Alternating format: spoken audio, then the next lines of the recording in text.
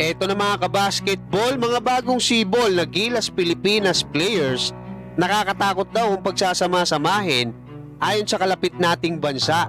At malaki raw yung tsansa ng Gilas Pilipinas na makapasok sa Olympics.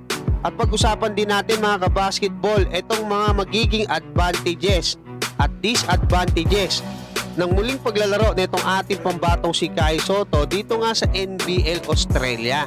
Kasi may narinig ako na nag-o-offer na ng 25 minutes na playing time at starting role etong mga NBL teams. Pero bago yan, huwag kalimutan mag-like at mag-subscribe bilang pagsuporta. Sa kasalukuyan mga kabasketball ay puspusa na itong pagre-recruit ng mga NBL teams dyan nga sa Australia dahil tapos na nga itong kanilang NBL season. So free agency na mga kabasketball at talagang sinusuyod nila, no? Kinikilatis nila yung nandiyan sa kanilang free agency, yung nasa market nila.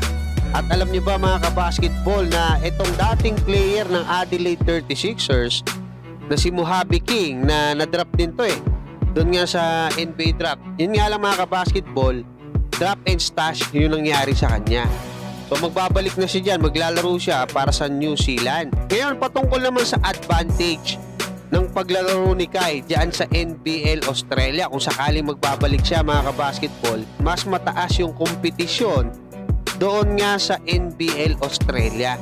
Kahit na sabihin natin na tumataas na itong level ng Japan B-League, hindi natin maitatanggi na mas mataas pa rin ngayon itong NBL Australia. Sa katunayan mga kabasketball, yung number 1 pick, no, yung projected number 1 pick ng 2024 NBA draft, dito naglalaro sa Perth Wildcats ng NBL Australia. Ito nga si Alex Sarr.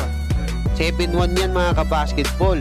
So ganoon katindi itong NBL Australia. Isa pa kasi mga kabasketball, bukod diyan nga sa magiging kumbaga development ni Kai Sotto, kasi malalakas yung mga kalaban diyan, yung exposure na makukuha niya.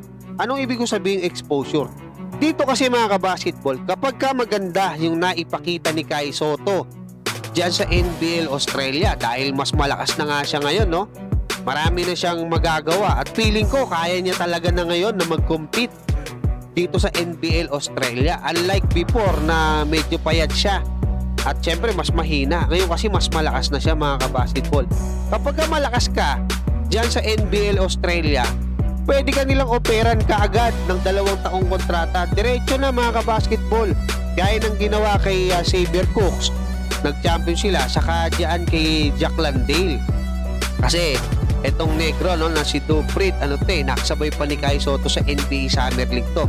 Nag 2-way contract muna to. Pero yung mga iba dyan, diretso na mga kabasketball. Kaya napakagandang opportunity niyan para nga dito sa ating pambatong si Kai Sotto, kung sakaling mabibigyan siya ng magandang offer dyan nga sa NBL Australia. So ano naman yung disadvantage? Ang disadvantage mga kabasketball, kung hindi siya mabibigyan ng magandang playing time gaya ng ginawa sa kanya ni Coach CJ Bruton. Ano pa? Isang disadvantage, hindi ganoon kalaki yung may offer sa kanya dyan. Kasi ang salary cap lang ng NBL Australia mga kabasketball, almost $2 million lang.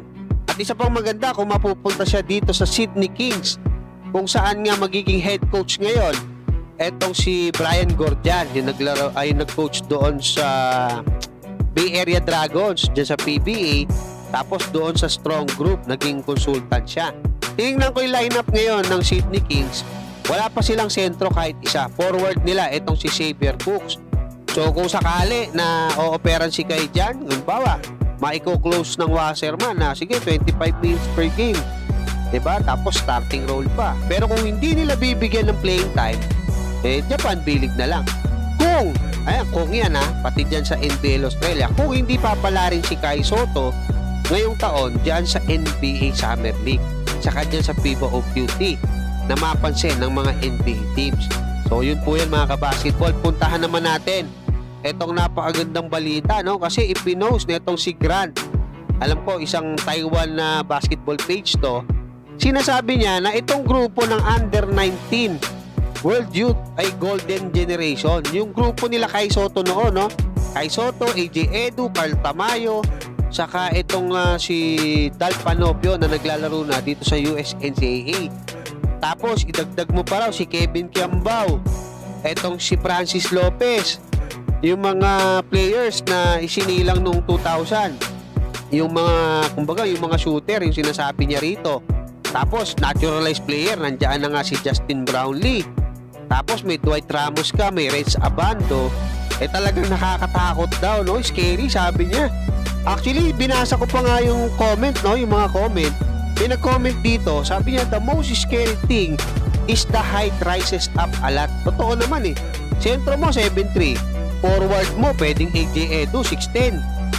Tapos, Carl Tamayo, pwede mong gawing 3. Di ba? May tira din sa labas yan. Tapos, dos mo, pwedeng Justin Brownlee na kaagad. Tapos, Panopio o kung sino mang gwardiya na available. Ganong kalakas.